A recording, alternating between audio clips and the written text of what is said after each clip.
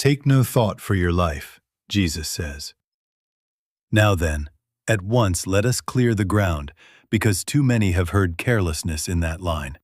Too many have imagined a saintly negligence, bills unconsidered, children unfed, a body ignored. Never, never, never. That teaching is not a license to drift. It is a call to an inner discipline. In other words, do not surrender your consciousness to the authority of whatever the senses report. Do not bow down to appearances and name that humility. Establish contact first, and then watch what is added. You see, we must never use the words right and wrong as if they were clubs. There are states and stages of consciousness. At one level, the storm outside terrifies, and we rush to sandbag the door. At another, we stand still long enough to discover an inner government that quiets the mind and shows us what to do, or what not to do, without panic. Neither level makes you a sinner or a saint. It tells you, honestly, where you are standing at this moment, and where you may stand tomorrow if you will turn within, and turn within again. Look at the present battlefield. A sudden symptom in the body. A headline that detonates fear. A bank account that seems to speak with authority. A quarrel at the kitchen table that has the feel of permanence. Now, what then? Are we to pretend? Are we to deny the lump, the layoffs, the headlines? No. We acknowledge the appearance. We refuse it dominion. That is different. That is the point. How do you stop worry without closing your eyes to the facts? By declining to grant the facts the status of power before you have established God contact. Contact first, then the right idea. Contact first, then the next step. Contact first. And often the step dissolves because the fear that framed it has been unseated. Watch out. I am speaking now from the standpoint of the infinite way, and from some years of living it. Prayer, as we use the word here, is not a persuasion of God and not an argument with conditions. Prayer is communion, contact, a turning to the kingdom within before we go to the phone, before we go to the cabinet, before we go to the bank. And the gentle warning is this: most of us have been trained to invert that order. We run to ideas first, plans, lists, formulas, and when those fail, we remember God and call that faith. That is not faith. That is reaction wearing a halo. So let us set the tone of this whole work together. We will not make war on appearances, nor will we kneel to them. We will not condemn the worrier, nor will we canonize the calm. We will, in this hour and in the hours to come, practice a single reversal. Establish inner contact before consenting to any report as law. If you will take no thought in exactly that sense, not careless, but unbowed, you will discover that you have stepped out of the confusion of effects into the government of cause. And from there, ideas arrive that do not tremble. Now then, let us look squarely at this habit we have named worry. What is it, practically? It is the repetitive granting of reality, of authority, and even of a future to whatever stands before us at the moment. A health report, a bank balance, a headline, until thought begins to run on a treadmill, going faster and faster, and arriving nowhere. You see, worry is not a single thought. It is the consent of our consciousness to let an appearance dictate today's mood and tomorrow's forecast. We hand it the microphone, and then we sit there listening to our own echo. We must never use the words right and wrong here, as if to condemn ourselves for worrying. There are states and stages of consciousness. At one stage, we live by the testimony of the senses. We hear, we see, we touch, and we take those reports as final. At another, we graduate into mental control. We plan, we organize, we affirm, we calculate. And it seems very wise because it is orderly, and it is on its level. And then there is a higher stage in which we live by spiritual awareness. We establish contact and permit right ideas to be added. Now, each stage feels reasonable to the one standing in it. Never be ashamed to recognize where you are. Only be faithful to keep moving toward that inner government. Why does worry so often masquerade as responsibility? Because the human mind whispers, if I keep thinking about this, I will prevent disaster. If I anticipate every turn, life won't surprise me. But that is only reaction posing as wisdom. The mind is trying to manage a world it did not make and cannot govern. You did not hang the stars, and you cannot keep your life safe by circling a problem with anxious thoughts. In other words, what you are calling prudence may be fear in a sensible suit. Watch out. The instant you accept the appearance as authority, reaction multiplies itself. You begin to outline outcomes. If this happens, then I'll do that. And you rehearse fears until they develop a kind of reality of their own. Then you go to prayer, but from panic. And prayer in panic merely tries to recruit God to endorse your outline. Father, do this. Stop that. Change them. Do you see what has happened? We have already crowned the appearance as power. Now we are begging God to dethrone it according to our plan. That is not prayer. That is bargaining with our own fear. Now then, you see, the real issue is not whether the appearance is there. The issue is, to whom are you giving the power? To the appearance or to the presence within you? The presence is never in a hurry, never outlining, never anxious. It reveals. It governs. It dissolves what does not belong and brings forth what does. But you cannot feel that government while the mind runs on its treadmill, because the noise of reaction drowns the whisper of guidance. So let us diagnose this gently and honestly. Worry is not intelligence. It is reaction. Thought trying to govern what only spiritual contact can reveal. When you stop crowning the appearance and turn, even for a moment, to the kingdom within, you step off the treadmill. And you will find, again and again, that the very first right idea arrives only when the mind stops managing and the heart consents to be governed. Now then, let us hear the Master in his own sequence, because the order is the revelation. Take no thought for your life, but seek ye the kingdom of God, and all these things shall be added unto you. In other words, do not begin with things. Begin with the kingdom. Do not start with outcomes. Start with contact. You see, the instruction is not merely take no thought. It is take no thought, but seek. It is not passivity. It is a reversal of the object of prayer from effects to cause, from appearances to the inner awareness of God. What would you tell God that God does not already know? What fact would you report to omniscience that could improve its knowing? And why, tell me, would Spirit require your panic, your urgent descriptions, before releasing its own grace? Watch out. I am speaking now from the standpoint of the infinite way. The very moment we pray to get money, to get a body fixed, to get a situation rearranged, we have reduced God to an external dispenser. We have set up a little Santa Claus at the end of our thought, and we have remained in separation. Me here with my lack, God out there with the supply. That picture alone defeats the very prayer that utters it, because it denies omnipresence while it invokes it. We must never use the words right and wrong here, as if to shame those who have prayed that way.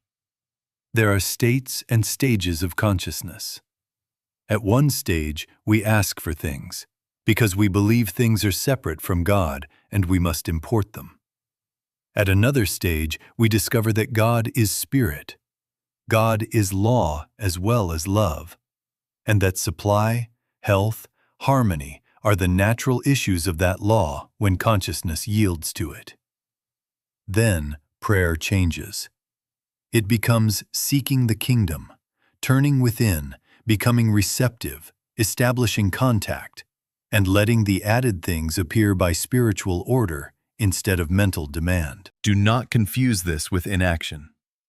Seeking the kingdom is the most practical act under heaven because it restores the only faculty that can accurately read and meet a human need: spiritual discernment. After contact, you may pick up a phone, but it will be the right call. You may see a physician, but without fear rushing the clock.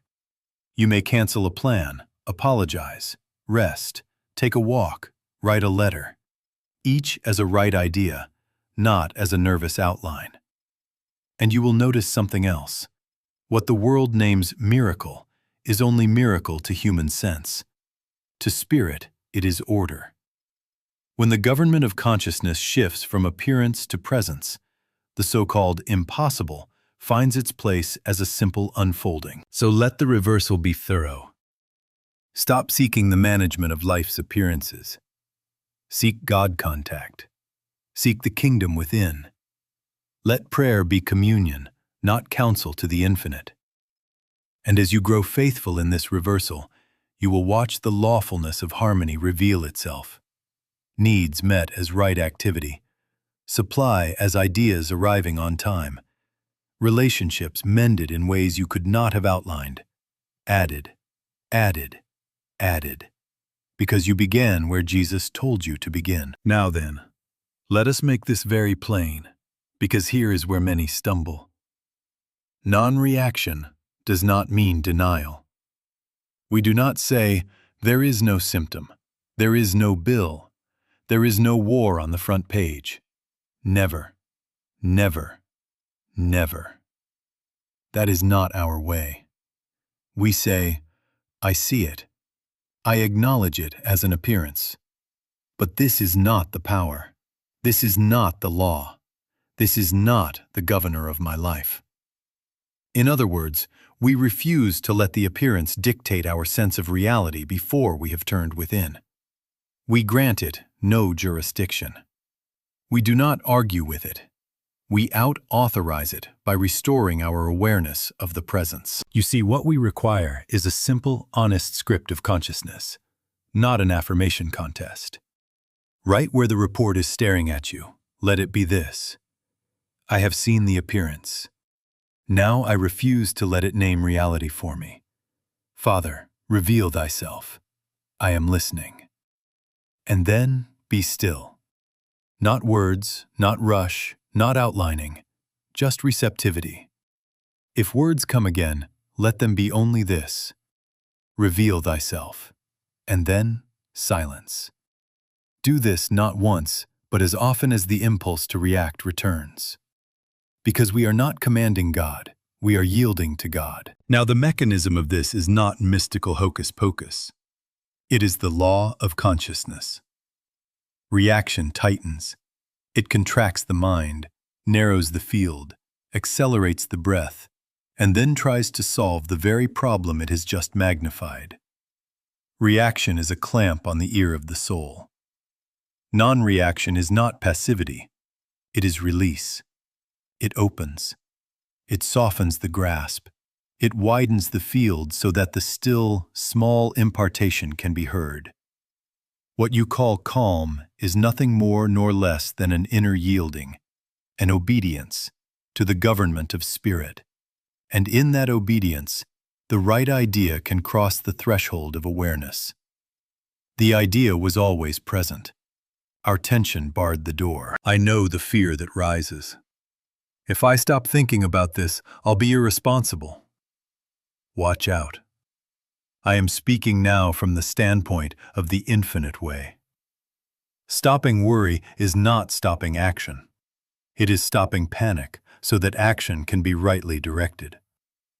After contact, you may write the check, make the call, consult the expert, rest the body, or change the plan. But now as a response to guidance, not to fear's drumbeat. In this light, even a no becomes right activity, and even a delay becomes order instead of danger. And remember this, for it must be engraved in consciousness. Never, never, never argue with the appearance as if it were a power.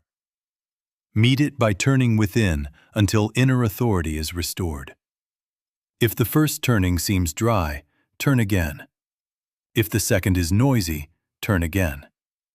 Each refusal to bow is a consent to be governed, and in that consent, the hypnosis of the report breaks. Then, without fanfare, the next right idea appears, and with it, the assurance that you are living under spiritual government and not under the headlines, the balances, or the pulses of the body. Now then, what is this contact in lived terms? Because if it remains a phrase, it is of no use to you. Contact is not a mood you manufacture, not a trance you enter, not a string of religious words. It is the quieting of the surface so that depth is felt. It is a soft inner settling, a release of the clutching mind, a sense, yes, a felt sense, of presence that restores proportion and sanity. The same world may still be at your door, the same papers on your desk, the symptom may still tap for attention, but within you there is an authority that says, "Be not afraid." In that moment, you are no longer the managed, you are the governed by spirit. Let us make a simple sequence and keep to it, because discipline is mercy to a nervous mind. First, stop the mental debate. Stop rehearsing the case for and against. Stop conducting a trial in your head with witnesses and exhibits. Second, turn within. How? By withdrawing attention from the scene and consenting to be still. Third, be still. No affirmations, no arguments, no quotations out of memory. Fourth, rest in receptivity. No outlining, no bargaining, no rehearsing what you will tell God when your turn comes. Your turn has come. It is this silence. Even if the mind throws up a thought, let it pass like a bird across the sky. If a word must be used, let it be only this: reveal thyself. And then let even that be swallowed up in quiet. You see, prayer at this level is not informing God. It is consenting to God.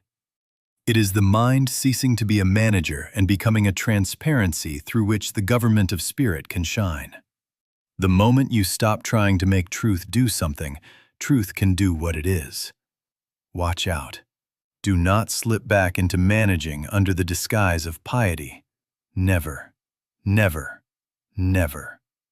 We are not here to hypnotize ourselves with positive sentences. We are here to yield. Now some of you will ask, what opens that door faster? What softens the resistance? Gratitude and love, without an object. Not gratitude for the solution you fancy, not love for an image of a rescuer, but gratitude for being, for presence, for the perfection of law and love already established. Sit and love the truth that God is. Be grateful that omnipresence leaves you neither outside nor behind. Let affection rise for the sheer isness of spirit. Do not aim it. Let it glow. This warms the heart, and a warmed heart listens. What happens after contact? At once there is an inner shift, always that. The clamp loosens. Breath evens. Proportion returns. You may still face the same facts, but you are no longer enthralled by them. Then, without panic, the right ideas begin to arrive. You will notice they are simple, timely, unforced. A name to call will surface. A line to write will form. An appointment will feel exactly right to keep or to cancel. Courage will appear where it was missing, and apology where pride had stood. The outer may not change in the first 5 minutes, but the government has changed, and under new government, right adjustments unfold in order, on time. Do this once? Yes. Do it again? Yes. Over and over and over until it is habit. Not to coax God, but to stay yielded. And you will prove for yourself that when contact is first, the ideas that follow are clean. They do not carry the flavor of anxiety. They come unhurried, unpanicked, and they fit, like the key that slides and turns because it was cut for that lock. Now then, let us take a scene you know too well. It is 2 a.m. The house is still, and a sensation rises, sharp, insistent, unfamiliar. At once the mind pulls a file, a diagnosis you once heard, a story a friend told, a word you wish you had never read because it has a way of growing teeth in the dark. The breath shortens. You start to project a future. What if by morning? You see, that is the mind doing what it has been trained to do, managing a universe it does not govern. We must never use the words right and wrong here. There are states and stages of consciousness. At one stage, that reaction is almost automatic.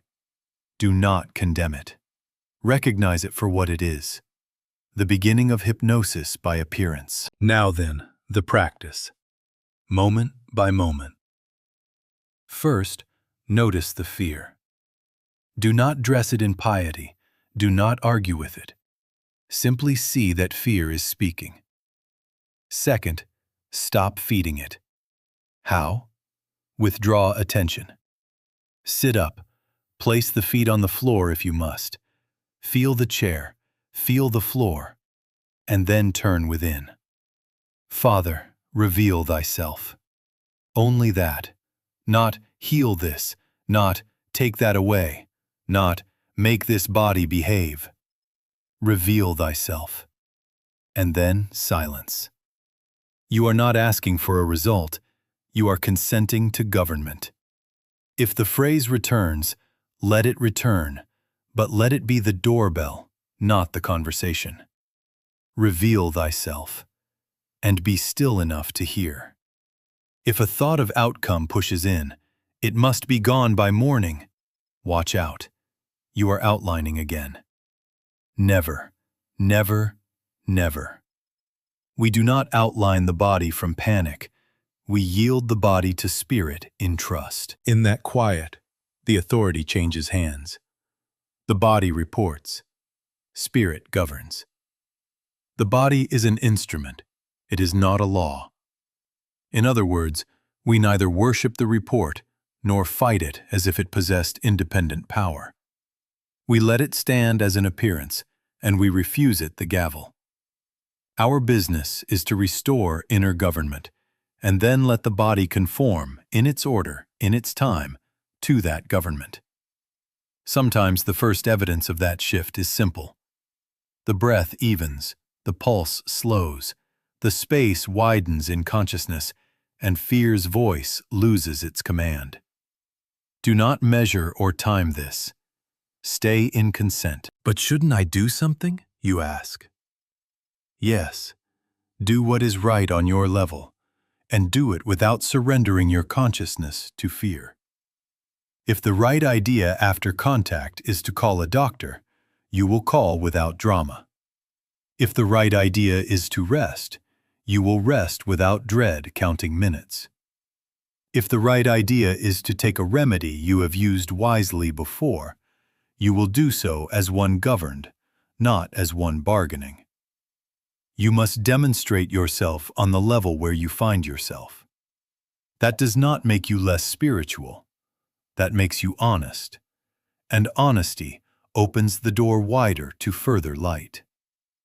The difference is this. Action born of reaction tries to push disorder around. Action after contact expresses order already felt. Now, because this is demonstration, not heroics, let the proof be in the quality that changes first. Contact alters the tone of thought. Thought, thus softened, stops dramatizing, and experience shifts accordingly. Sometimes the symptom loosens its grip at once. Sometimes the next right idea appears. A call to make, a rest to take, an appointment to keep. Each without panic, without outlining. Over and over and over again, you will find that the verdict you feared was only a report waiting for government.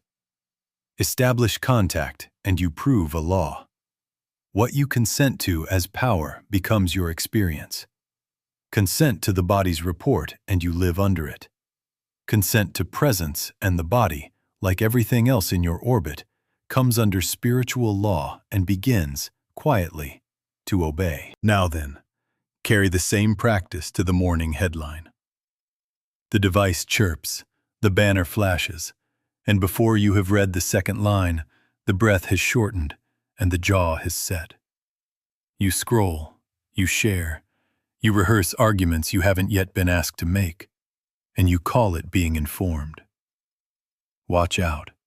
Much of what passes as being informed is only consenting to mass suggestion, collective fear repeated often enough to feel like virtue. You see, the nervous system doesn't know the difference between compassion and panic until you teach it. Compassion is not anxiety. Love is not dread. Dread does not heal a world. It only tightens a heart. We must never use the words right and wrong here, as if to condemn those who live in headlines. There are states and stages of consciousness. At one stage, the flood of images seems to demand our agitation as proof that we care. At another, we awaken to a quieter order. We can care deeply and refuse spiritual panic. We can acknowledge the report, injustice, disaster, folly on parade, and still deny it the gavel. Non-reaction here does not mean indifference. It means spiritual government before public opinion. So the practice is very simple and very strict. Read or hear, and then immediately turn within. Do not sit and marinate in reaction. Do not make fear your form of righteousness. Acknowledge the appearance. I see this. Then refuse it authority. This is not the law of my being, nor of this earth. Then, Father, reveal thyself, and be still. Even 30 seconds of yielded silence will break the spell of collective hypnosis more than 30 minutes of arguing headlines in your head. If words come again, let them be only, reveal thyself, and then listen. You are not persuading God to take sides. You are consenting to the kingdom to take charge. What happens when you refuse to let fear commandeer your consciousness? You become available. Available for right participation. Help that is help, not hysteria. Giving that is clean, not self-righteous. Speech that is wise, not wounding. Votes that are clear, not reactive. Service that carries no contempt. The same facts may stand before you, but you are not fueled by hatred, and therefore your action does not multiply the very division you deplore. In other words, under contact, you become an instrument of order instead of an amplifier of noise. Do not mistake this for withdrawal. After contact, you may write the letter, attend the meeting, support the cause, comfort the frightened, correct an error, or quietly refrain from a fight that would only gratify egos. The difference is this. Action born of reaction tries to punish. Action after contact restores. Reaction seeks a victory. Contact reveals a way. And yes, you will find that ideas come, names to call, places to give, words to say, and they will carry the unmistakable tone of love without sentimentality, firmness without anger. And remember the balance that keeps us honest. We are not calling others wrong for their fear. We are recognizing stages of consciousness and choosing not to live at the level of reaction. Let the world rage if it must. You turn within. Establish the kingdom and then move. Over and over and over again, you will prove a law. Contact breaks collective fear. And in that breaking, compassion is freed to do its quiet, practical work. Now then, bring the practice to the sharpest point for most of us: money. Bills due on Tuesday, a contract that is not yet signed, a child's tuition, a retirement that looks thin in the world's arithmetic. And at once the mind begins to do its old dance. Father, send dollars. Make this come through. Move that person. Open that door by Friday at 4. Watch out.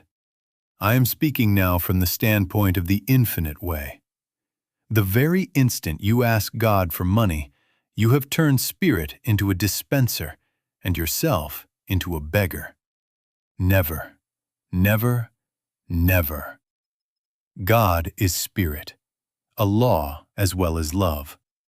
To go to God for things is to confess separation and to stay poor in consciousness even if a check arrives. You see, the true need is not money as matter. The true need is supply as right ideas, right timing, right opportunities, right relationships, right use. Money is only one of the fleeting forms through which true supply appears in its hour. When consciousness yields to God as government, the forms of supply come and go as needed. Work appears. Talent is recognized. An introduction is made. An old skill is brought forward. An unnecessary expense drops away. And yes, money shows up on time. Not by magic, but by law. Therefore, stop outlining. Do not dictate how, when, or through whom supply shall come. Do not name the channel and then try to hire God to use it. Seek the kingdom. Establish contact. Sit in the wordless knowing that omnipresence precludes lack, and that God, being law, order is present even where your arithmetic trembles. Then let the added things be added. They will not be late, they will be lawful. The more fiercely you outline, the narrower you make the door. The more honestly you yield, the wider law can work through channels you would never have guessed. After contact. After, not before. Ask simple, obedient questions, and then be quiet enough to hear the answer. What is mine to do today? What is the next right step? What can I finish? What can I release? Whom shall I call? Where shall I show up? And then do that, exactly that, without argument. You will find that the steps are often humble. Tidy the books. Send a thank you. Complete yesterday's promise. Update a portfolio. Learn the skill you have postponed. Make the appointment. Forgive a debt that is costing you more in fear than it is worth in dollars. Right action is right supply in motion. Now we must never use the words right and wrong to condemn those who budget, negotiate, or take extra work. There are states and stages of consciousness. At one stage, we steward with lists and ledgers, and we should. At another, we discover that the fear which drove the ledger is no longer needed, and our same actions are done under government rather than compulsion. You must demonstrate yourself on the level where you find yourself. If, after contact, the right idea is to renegotiate a bill, do it, without shame, without drama. If the idea is to accept a temporary assignment, take it, without calling it second class. The difference is the inner dependence. Action is no longer a bribe to fate. It is obedience to light. I will go further. In my own work, I learned to stop begging and stop billing and to listen. Ideas came, appointments appeared. The exact books that needed writing announced themselves, and the refrigerator, as I have said to you, remained full. Not because I found a trick, but because I found a law. Consent to presence and right activity becomes inevitable, and with right activity, supply takes form as needed. So let it be settled in you. Supply appears through right ideas after contact. Outlining and begging keep consciousness in scarcity. Yielding and listening free law to function. Turn within. Seek the kingdom. Ask the few simple questions. Obey the quiet leading. Over and over and over again, you will prove that when you stop telling God how to run your finances and start consenting to be governed, what you need for this day is added, cleanly, timely, and without panic. Now then, why does this quiet turning do such tangible work in the marketplace of life? Because your world is not imposed on you from the outside. It is interpreted through consciousness, and you live under whatever you consent to as power. The scene that confronts you, body, headline, bank balance, has no authority of its own. It borrows authority from your consent. When consciousness is surrendered to appearances, you live under their supposed laws, and those laws seem very real. But when consciousness yields to God as government, another order operates, and what the world calls miracle is only order to spirit. You see, God as omnipresence is a truth whether you know it or not. But God as availability is realized only in proportion to contact. Omnipresence unacknowledged is like a river you will not drink. It is there. It is not of use until you open. Watch out. I am speaking now from the standpoint of the infinite way. Do not rest in a doctrine of omnipresence and then conduct your affairs as if appearances were law. Make the contact. Availability is experienced, not theorized. The place whereon you stand becomes holy ground in the moment of realization, not in the moment of quotation. Now let me draw the chain plainly, because if you can see this once, you can choose your government. Appearance, reaction, contraction, poor decisions. That is the human chain. The appearance startles, reaction tightens, contraction narrows sight. The narrowed sight selects from fear, and fear's selections breed more appearances of the same kind. Or, appearance, inward turning, receptivity, right ideas, orderly outcomes. That is the spiritual chain. The appearance is seen, you refuse it jurisdiction, you turn within, you rest in receptivity, and in that yielding, the right ideas are imparted, clean, timely, and outcomes emerge in the cadence of order rather than panic. The outer may not change first. Government changes first, and under new government, the outer follows. But what of the delay, you ask? I turned within and felt only bareness. Yes, there are states and stages of consciousness. Sometimes after you lay down the tools, the hand still twitches.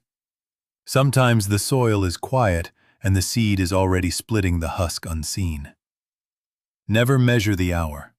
Never force an idea. Never set a deadline for God. Sit in receptivity. Love the truth without an object. Be grateful that order is a law whether or not you yet feel its warmth. And then turn again. If the first turning seems dry, turn again. If the second is noisy, turn again. The idea will come in its time, and when it comes, you will know it by its tone. Unhurried, unpanicked, exact. And through all of this, keep your humility. I have no spiritual pride. I know where I am, and I know just where I am not yet. Never be ashamed to find yourself reacting. Only be faithful to return. We must never use the words right and wrong to shame a stage. We simply acknowledge growth. The practice is not to perform perfection. The practice is to keep consenting again and again to the government of spirit. For this is the law of consciousness. Your experience follows your consent. Give power to appearances and you suffer them. Return to contact and you live under spiritual law, where right ideas govern the day and the added things arrive by order. Now then, let us put this on your calendar and into your chair. For 30 days, and you can begin tonight. Give yourself 2 brief periods of stillness and a day full of instant returns.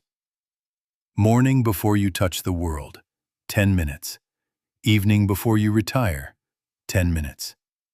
Not to work the mind, not to outline the day, not to rehearse yesterday, to sit and consent. Sit, be still. Rest in gratitude and love without an object. Let the desire be purified to one thing, God revealed. If a word is needed, let it be only, Father, reveal thyself, and then yield even the word to silence. You see, we are not speaking, we are listening. We are not aiming at effects, we are consenting to presence. In those 10 minutes, make no requests. Watch out. I am speaking now from the standpoint of the infinite way. Do not turn stillness into a bargaining table. Simply love the truth that God is. Be grateful for isness, for law, for life already present. There are states and stages of consciousness. Some mornings will feel bright, others will seem dull. Never measure the hour. Never grade your silence. Never, never, never. Keep the appointment. Keep the consent. The seed knows what to do in darkness. Now, in the day, the practice is swift and simple. The moment you notice the mind outlining disaster, pause. One breath. Withdraw attention from the scene.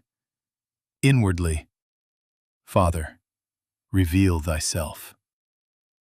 And do nothing else until the inner authority is felt again. Sometimes 5 seconds, sometimes a minute. Then continue your task under that government. If the spike of worry rises again, return again. 10 times in an hour if need be. This is not wrestling. This is returning. The door is within you. It will open as often as you knock. Guard the subtle trap. Do not turn this discipline into a technique to force outcomes. The aim is contact. Outcomes are the added evidence, not the goal. If, after silence, the right idea comes, take it. If nothing comes, rest in the assurance that government has changed and that order is at work, whether or not your senses report at once. You must demonstrate yourself on the level where you find yourself, and you will find that action taken after contact carries a different tone, unhurried, exact, clean. At 30 days, you will not graduate. You will discover a rhythm.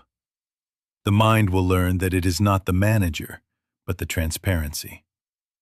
You will notice not only calmer breath, but wiser steps. Not only fewer arguments, but truer words. Not only less panic, but timely provision. And so I say to you with all tenderness and with all firmness, never, never, never live in continuous mental argument with life. Return and return and return until the kingdom is the felt fact. Keep the morning. Keep the evening. Keep the instant returns. Seek the kingdom within, wordlessly, lovingly, gratefully, and let right ideas govern your day.